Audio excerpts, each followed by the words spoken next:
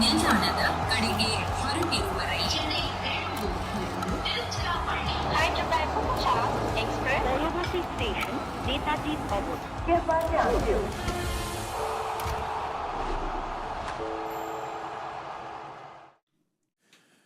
Hello and welcome to Voltas presents Cricbuzz Live. It is back and we are back. And before we start, of course, our big salute to India's defense forces that, our gratitude to them should be year on round and just year after year because of just the selfless work that they do to keep us all safe. So thanks to all that has happened in the last week. We're back. That's right. Your favorite cricket tournament in the world is here to give you a lot of entertainment and to make you feel happy inside. And to make me feel happy, I've got two of my brothers in the house. I don't know why I'm talking like that. My brothers in the house. Joy Bhattacharjya, Joy B, and Simon D. What's up?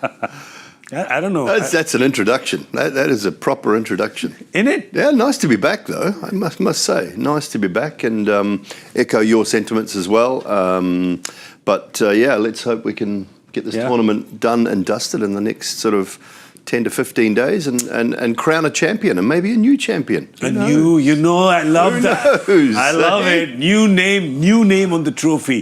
I love that. And we've got, three who haven't won it since inception, and there's another one that hasn't won it. Only it's 4 seasons, which is Lucknow. So they haven't. So there's out of 4 teams, but out of which, 3 are in genuine contention this time, aren't they?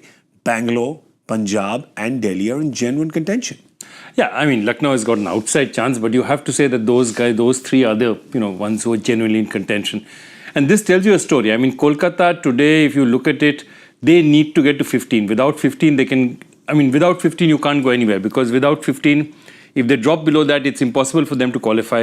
Unless Mumbai keeps dropping everything, Delhi keeps dropping everything, it's mathematical, but it's really unreasonable to expect. Yeah, it's not impossible, but it's improbable, in your words. Yeah, absolutely. Look at me, I'm learning English. That's what I did in my days off. But my question to you is just like we feel rusty after, this thing just comes hard and fast at you every day, relentlessly. And then you just get this unplanned break for kind of 10 days. It's like, we can get a little whiplash with our own rhythm. What happens with teams? Because not only have they had this break, they've come back and they're all scattered now because some players have not come back. Some are coming back for a few days. You get replacements for replacements. So it can get a bit messy. It's a tough situation for all the teams. Obviously, what's happened is happened, and they will have all dealt with it in their own little way. But it's a hard situation to get everyone back together, to galvanise again, especially if you've been on a run. If you're going on a little poor run, if you'd lost a couple, if you just momentum maybe gone a little bit, Delhi, Lucknow, those sorts of teams, maybe the break will have done them a little bit of good to refocus, to figure out what they were slightly getting wrong. For the teams like Gujarat, for Bengaluru, I think, you're thinking, they didn't want the tournament to stop. They had no interest in the tournament stopping at all because they're on a flyer. And then you find out that players won't be available for the back end of the tournament or aren't available for now. So those are little things you have to really look at closely, I think, leading into the back end of this tournament. Who's going to get all their players back? What team is going to retain the core and their starting 11s? I think that'll be the biggest key for all of these sides. I think it's a rhythm thing, right? It's like if you go to a party and the music is really nice and you're dancing in rhythm and everyone's looking at you, you don't want the music to stop ever. Exactly. But if you're like being all 2 left feet and that's not your genre of music, you're like, can this band just pipe down? Can this party come to an end and restart tomorrow? And that's why when you're winning, you don't want it to stop. And when things are not going right, you want the break. You don't mind the break. You like to come back and reorganize. Absolutely. I think the interesting thing is how a lot of teams dealt with it because, say, one of the things that a lot of teams did was that, if you say going back to South Africa, it's a far way off, or you're going back to Australia. But some of the West Indies players went to Dubai, which is away from India, away from whatever is happening at that point in time. But the point was that it's not so far away. It's a 2.5-hour flight. In India, you fly. So it's like, okay, just rest. So that is not that much of a rhythm breaker. And that means you're not taking 2 jet-lag flights across either side, okay? So I think different teams, the biggest challenge would have been for their logistics managers to say, how can we keep this as smooth as possible? How can we keep it as even a key as possible? I know a lot of the Punjab staff, for example, came in Delhi and they were staying in the Taj. A lot of the Delhi staff was staying in the Leela, and they just tried to keep some sort of a rhythm there, saying that, okay, as many players as we can, get in touch with their routines, make sure that they're still hydrating, because you're in the middle of a season, that fitness has to remain. So a lot of them, how well they've managed it, we're going to find out in the next 7-10 days. And it was great because there were so many rumors floating around that somebody flew back to the Caribbean and then came back and is gone again and is coming back. But my favorite, I don't know if it's confirmed or not, but the favorite one that I heard was that Ricky Ponting deboarded the flight. Like he was on the plane and he came off, because it's folklore, right? The lion becomes bigger with every person who tells the story, right? So it's exactly that. He was on the plane. They were about to take off and he jumped off the running plane. But I can imagine the logistics managers must have gone absolute nuts, because it was a daily developing situation. Yeah, and look, it's tough for everyone, whether you be a local player, a foreign player. Okay, the foreign players maybe flights and those sorts of things logistically, but the foreign players, whether they want to get back to their family, other local players, they want to get back to their families. Everyone wants to make sure everyone's just okay, and it's not just about the players, it's about the support staff, it's about the franchise, about the fans. This tournament is bigger than just the players. It is, it is a global tournament. It's the IPL, which is, it covers the entire breadth and depth of this country, and everybody feels it. So, there are ramifications no matter what happens when something happens in this tournament. So, it's a tough ask, but it's not like they haven't been there before.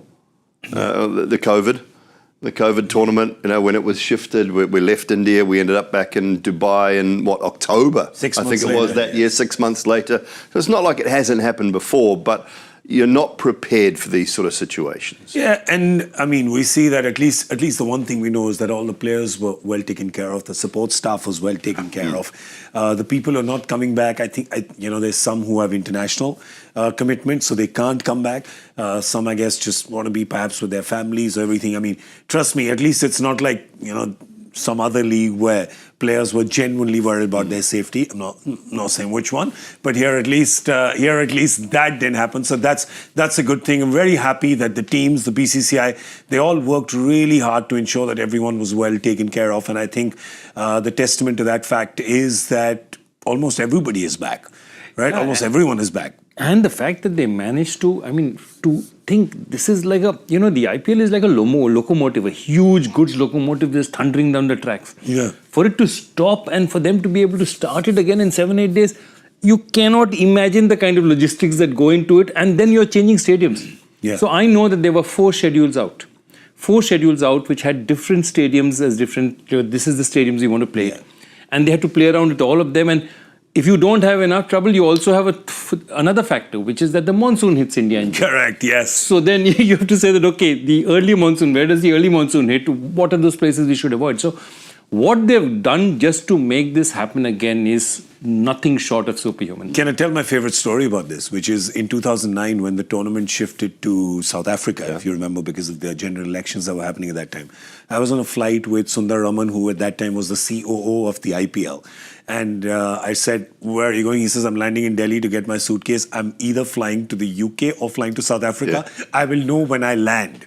I said, okay, that's just insane. He says, well, I'll show you what's insane. He showed me a folder. That was his 165th iteration of the schedule. Yeah. To work it around 165th. I said, you made 160. He says, yeah, just to move it around because polling is here, then we move it here, and now we're going to go to South. And they moved that tournament in 15 days. Yeah. Less. Yeah. I wrote the book in 2010, by the way. I'm serious. Like I researched it and everything. It was single-digit days that they had from decision to them, and how they took they even took the embossed cutlery and crockery from here on one giant ship, which managed to skip the line because cargo unloading is a very sort of waitlisting business. And they had the president there who was helping them and stuff. So yeah, it's crazy. So the fact that it's happening is amazing. But as Joy said, the weather. What do you do about the weather? Can't do nothing about the weather, can you? And in Bangalore right now, it is, the toss has been delayed because of rain. The good news there is that stadium, it drains like a sieve, doesn't it? It is a great draining ground. It just depends on how much it can take, how much they've had prior to today. And, it's got to stop. I mean, we're getting pictures and messages through from at the ground as we sort of go on air here, and it just has to stop. If it doesn't stop, if it stops, generally, when I've been there, within an hour, you can almost be playing again. Yeah. It is that good. Even after a torrential downpour, within an hour you can be playing again. Players get a chance to warm up. Kolkata will want this game to go ahead because they need the points. If they get 1 point, they're done. Season's done if they get 1 point tonight. Season's over. Start thinking of 26. Start thinking of next year. So they will want it. For Bengaluru, I mean, a point is not a bad result. And the shorter the game goes, you kind of feel the closer it brings Kolkata into the equation because they've got all that power that they can unleash. Not that Bengaluru don't have the power, but you think about the brute force of a Kolkata batting lineup, it's probably just a little bit more. True, but a misfiring batting lineup. Correct, but maybe that 5, 6, 7 over game just might sort of suit them and might unleash them a little. No, I totally agree, because you look at it, if it's 20 overs, the shorter it is, the more it favors the team not in form. Because chance plays a larger factor. Absolutely. I just wanted to talk about Bengaluru for both teams, actually, for personnel who are missing. Because I think for the Chinnaswamy Reds, or they may be the Whites today, I don't know if they're wearing white jerseys, the fans, they need Josh Hazlewood, right? We know Mayank Agarwal is coming for Devdutt Padikkal. I think that was announced anyway because Padikkal is injured. But Josh Hazlewood, there is the reason why his name is blanked out there, because we don't know if he's boarded a flight, whether he's landed in Bangalore. We don't know if he's boarded it. We know he's not landed in Bangalore. How much is him being there important for Bangalore's trophy chances? I think he's very important. I don't think they need him in the league stages. I think they'll be able to survive with him in the league stages. But the only thing is that even the league stages, the important thing is they want a top 2 finish. They want 2 bites of the cherry. Okay, but if they can, they might be able to do it without him. After that, he's really vital to their chances, because up front, penetrative bowler up front who gives them those opportunities, who gives them those overs. You need one metronomic bowler. Josh Hazlewood is very important to them. Yeah, and I also see, I mean, they have an international commitment, which is, in fairness, their Voltas Championship final, which is on the 11th. The final here is on the 3rd. First, I'd like to ask you, for a quick bowler, from T20 to Test, from India, 35, 40 degrees to the UK, is that enough time? Tell me as a fast bowler. 3rd to the 11th. Because he's got the work under him, you know that he'll be putting the work in anyway. It is enough time. Land on the 4th night. I mean, there'd be a flight straight out on the 4th. He could play a game on the 6th, 7th, get plenty of overs under his belt, 8, 9, 10. Look, it's not impossible. Would Cricket Australia allow him to do that? That would be the big question. Yeah. I mean, at the end of the day, there is a lot of money being paid to the players for this tournament, but their bread and butter is their home, for most of them, and the Australians in particular, it's their home nation, and the English more so than anyone. It's their home nation, and that's where their contract, that's where their yearly guarantee comes from. They dictate when they go and when they can't go with their NOCs. So it's possible, but I'm not sure whether Cricket Australia would allow him to go all the way. He's such a part of their cog. True. For that World Test Championship, but I don't know also that Bangalore can win without him. The title, I mean, they can win games. They can win a game without him. There's no reason why they can't. But I think from a title point of view, I think he's absolutely vital. Yeah, he absolutely is. I mean, we see, we don't have to go too far back. Last season, Mitchell Starc, the whole season, kind of hot and cold, not that much. But when he had to check in, which was the playoffs, checked in. Absolutely. And that's what I believe. I believe that international player class that you'll get. Yeah. And you'll notice one more thing, and I'm not saying it in a bad way, but you see a lot of the bright young kids who sort of started the tournament, a lot of them are sort of fading off a little because, teams are catching up with them, teams are getting, they're figuring out this. It's right the opposite with seasoned international veterans. They know their bodies, they know when it's time to sort of start getting into action, they know when it's... So when crunch time comes, those guys are absolutely their gold because they've been in this situation 100 times before. I mean, how do you replace a guy who's been in 3 World Cup finals, he's been in so many finals? So he experiences it, he knows it. Him sitting in the dressing room looking around and said, I've done this in 3 other places. that calmness that you get out of a player like him, they'll really miss that. And it's very important. We keep talking about the leader of the bowling attack, right? And we don't talk about it in terms of, its experience or number of wickets or the price or anything. You talk about leader of the bowling attack, it's just there is a personality, right? A personality who everybody can kind of just look at, almost an alpha personality, which I really think, and I've said it many times this season, Mitchell Starc was for the Knight Riders last year. Even though Sunil Narine is way more experienced than him, Andre Russell is way more experienced than him in T20 cricket, you just look at the young fast bowlers and you say, oh, I've got Mitchell Starc here. Wasim Akram was perhaps that for the Knight Riders before, even though he was not playing, he was support staff. So there is. Tell me about that, Dooley, because you have one kind of magnetic pull figure almost. Well, I think what Bengaluru have done really well this year is get two. Because I think Bhuvi is the same. From an Indian point of view, I mean, if you're picking all-time IPL 11, he is right up there from a local player point of view as a quick bowler. He's been such a brilliant asset for them. And I think what he and Hazlewood have brought has just been that dressing room situation where, the experience, titles, calm nature, the ability to understand game situations. It's probably helped Yash Dayal a little bit along the way as well as all the others. And when you look around and you see that experience and that quality in a bowling attack, that's the one thing that we've always said about Bengaluru. They just haven't had it. Yeah. They haven't had it. When they've been found wanting, I know a lot of the time the bowlers have got the blame. Now, it hasn't always been the case. I think at times the batters should have taken more responsibility, but more often than not, it's been the bowlers that have been blamed for RCB losing games or not getting titles. They've got a crack bowling attack this year, and it's led by... Yes. And those two are a huge, huge part of leading that unit, Bhuvi and Hazlewood. Yeah, and that's why you don't want to break up Jay and Viru, man. Absolutely. And all these teams, and I'll tell you that typically what happens in a team during a season is you have a bowling unit and you have a bowling captain. So they have a bowling captain in the team. And so you have a batting unit and a batting... And what happens is this bowling captain, so they're team meetings. But there's a bowling captain who'll turn around, they'll have their bowling coach, they'll have their own meetings. Oh. They'll meet together separately from the batting unit. They have their own this thing. They discuss what their plans are going to be before they even come to the team meeting. So that's a completely separate unit. So when we used to actually have, say, even in KKR, you have a unit, you say, but okay, Balaji's gone away with, the bowling coach and all that, Wasim and all that, and they're having their own meetings because they don't need the batters to know. We have taken responsibility for this, only the bowlers come for it. Love it. And those meetings, guys like Hazlewood and Bhuvi are gold. Yeah, we used to call that the meeting of intelligence. Because, you'd finally get away Fast bowlers talking about, You'd finally get away from the rubbish of the batters going, oh, this and that. And you just you go into a bowler's meeting and it was just the meeting of intelligence, basically. It was I get it. so completely. much more simple. Thank you. Yeah. Who was the captain of your bowling unit? Well, there was whether it be Chris Cairns or Dion Nash or myself, and we were all fairly equal in and around the... But when you started? When I started, well, Danny was there when I started.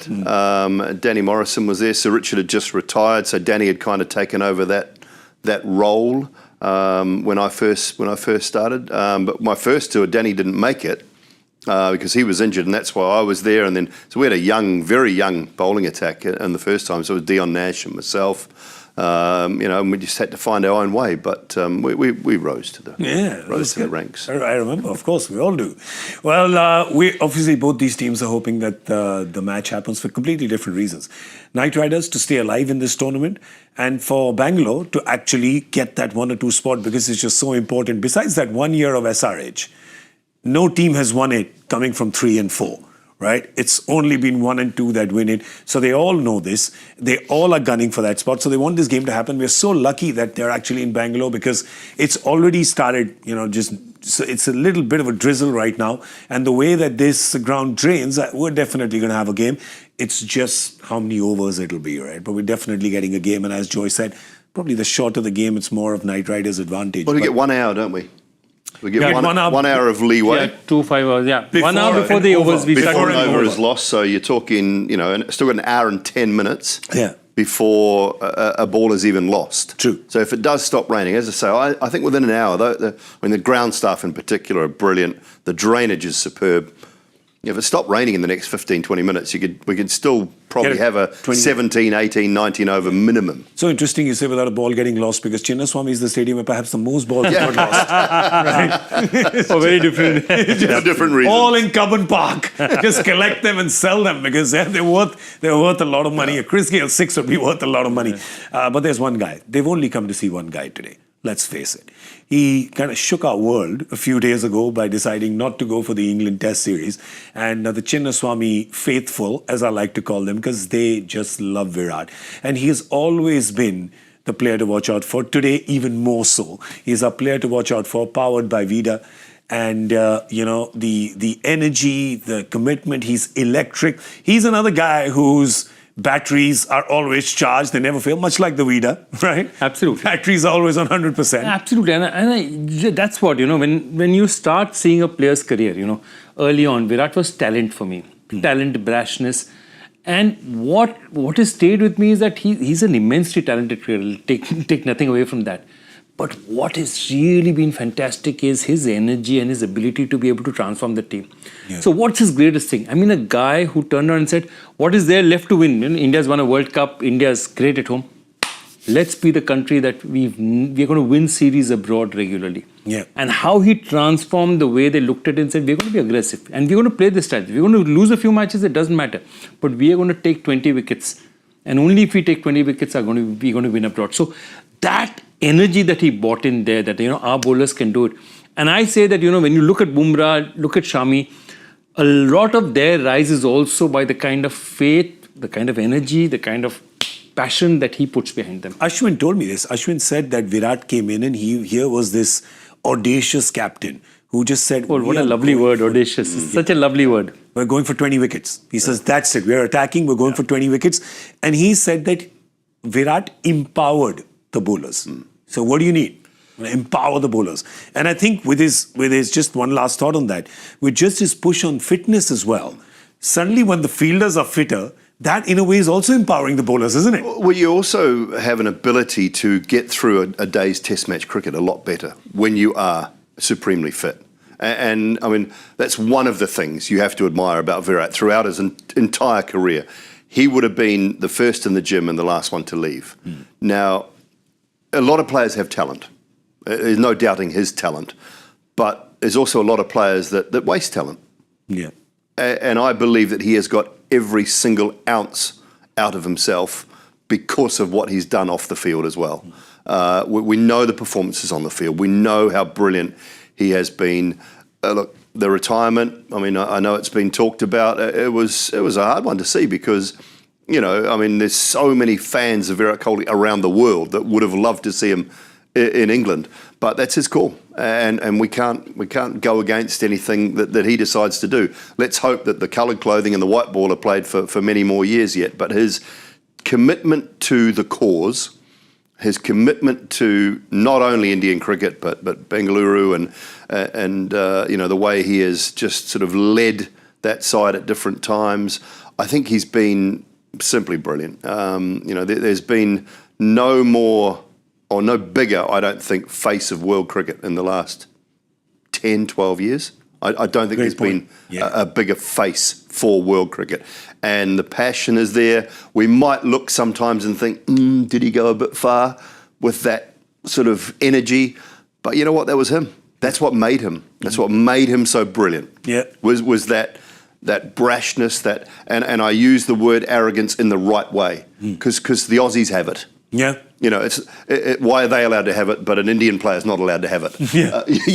And it was there, and it was. I'm in for the fight. I'm in for the fight here, fellas. You come and get me if you want, but I'm gonna come back at you. And if he allowed his players around him to do that, and as you said, empowered them, then all credit to him. I just hope we see him in the white ball game for a bit longer. I'm sure we will. No, just also you're talking about a guy. Just think about his career. 14, 15, 16 years now.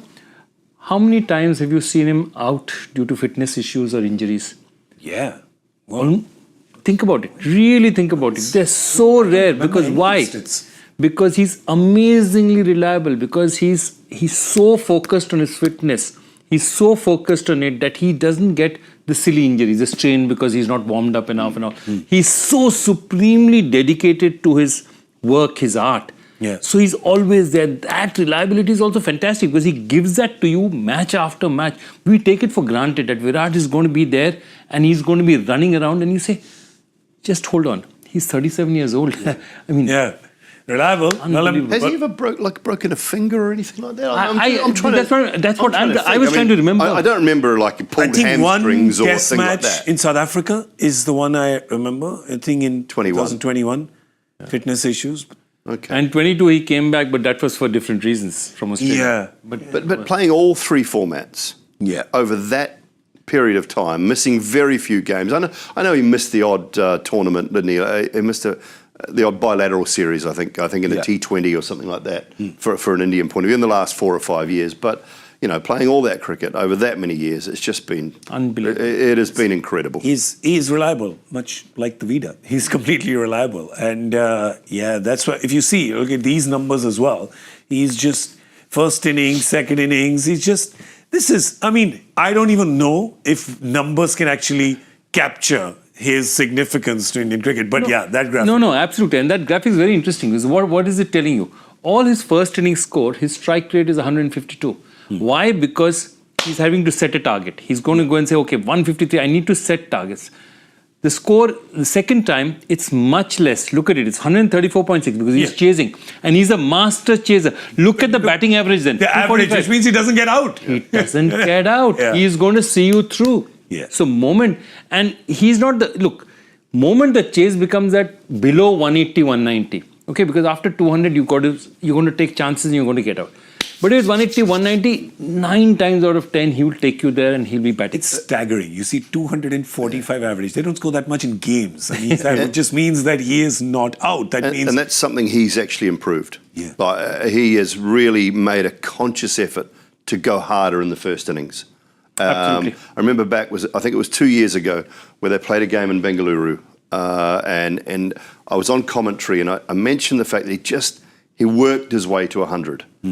Now, I think they got 210, 212, and it was against Gujarat Titans.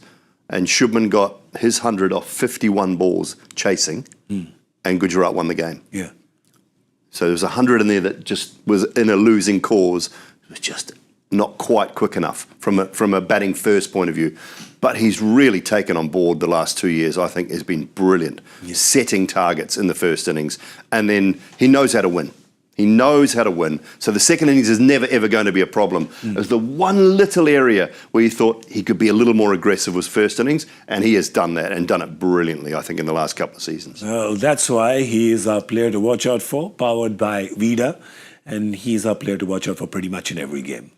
Not just every game, everything he does. Right? Just walking around also. You see the cameras. I'm convinced that there are at least 2 or 3 Virat cams in every game. Oh, you've got to have him. Designated. He's box office, man. He's complete box office. All right. I'll tell you another thing that's box office, because it gets the people in. That's the joy factor question. Come on, everybody. Let's go. Who was the player of the match the last time 11 players made their test debut? Oh, come on. I know this. I'm guessing what this is. but it's a fun one.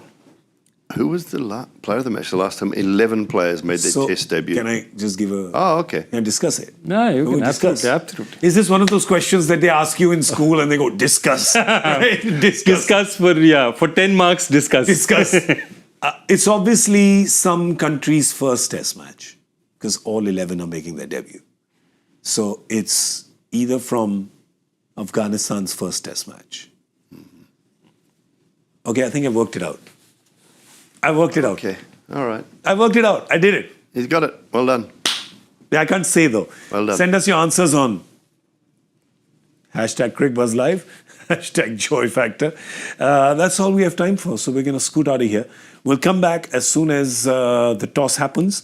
we'll come back and discuss the teams at that time. And let's just hope, fingers crossed, that it happens really soon, because we waited for many, many days for this game.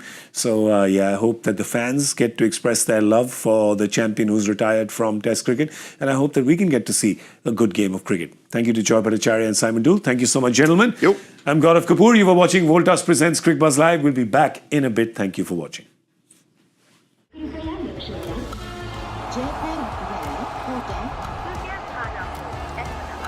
Delhi में आपका स्वागत ನಿಲ್ದಾಣದ ಕಡೆಗೆ ಹೊರಟಿರುವರೆ Hyderabad Express, Varanasi Station, Netaji Bhavan.